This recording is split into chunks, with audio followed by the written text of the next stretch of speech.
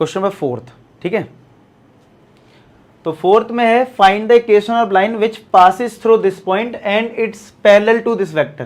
देखो मैंने आपको बोला था कि अगर आपको लाइन की इक्वेशन फाइंड आउट करनी है, फिर सुनना मेरी बात, मैंने क्या बोला था कि अगर आपको लाइन की इक्वेशन फाइंड आउट करनी है तो दो चीज़ें चाहिए, पॉइंट एंड dr।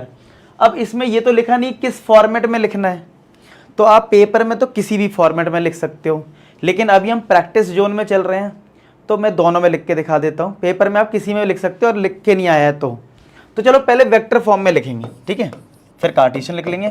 तो वेक्टर फॉर्म क्या होता है, अगर आपको याद हो मैंने बताया था r equal to a plus lambda B.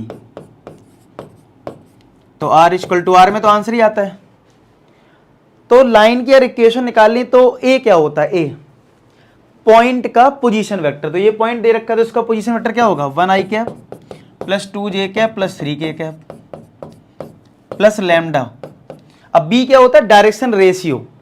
अब हमारी लाइन इस वेक्टर के पैरेलल है, और अगर कोई चीज पैरेलल होती है तो डायरेक्शन रेशियो प्रोपोर्शनल होते हैं कि नहीं होते हैं, प्रोपोर्शनल।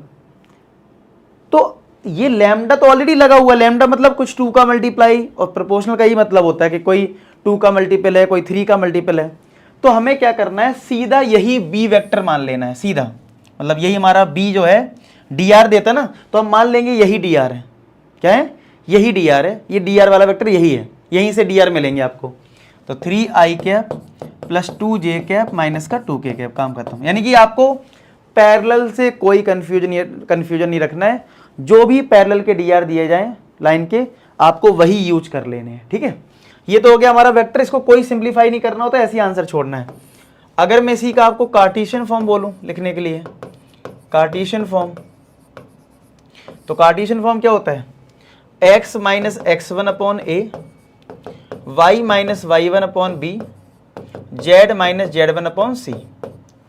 तो x माइनस x1 ये पॉइंट होता है, तो ये 1 2 3 है ना, तो x1 हो जाएगा 1, y माइनस y1 हो जाएगा 2, और z माइनस z1 हो जाएगा ये 3। नीचे ABC है, ABC होता है डायरेक्शन रेशियो। तो हमें पता है वेक्टर फॉर्म में लैम्डा के बाद जो लिखा होता है वो डायरेक्शन रेशियो वाला वेक्टर है।